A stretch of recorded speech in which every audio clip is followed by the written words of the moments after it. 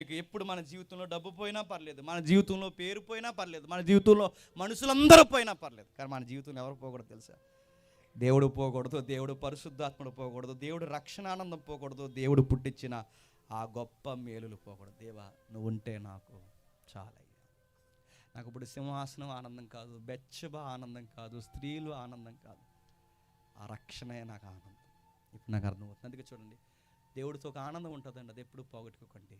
ఇదంతా మైండ్లో పెట్టుకునే అపోస్తులు ప్రసంగాలు చేశారు. ఏమని? దావీదు దేవునికి ఇష్టానుసారుడైన, ఉద్దేశానుసారుడైన మనుషుడు. ఎలా దేవునికి ఉద్దేశానుసారుడైన మనుషుడు అయ్యాడు? ఎదుటోడికి ఏదన్నా హాని అనుకోకుండా చేస్తే బాధపడతాడు, శత్రువు కూడా బాధ కలిగితే బాధపడతాడు.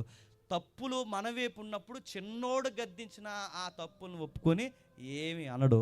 తప్పుని యథార్థంగా ఒప్పుకొని రాజు అయినా కానీ ప్రజల ముందు ఏం చేశాడు చెప్పండి? గల్లు నేర్చి తప్పు చేసిన అందరి ముందు అడవులకి నడిచిపోయాడు.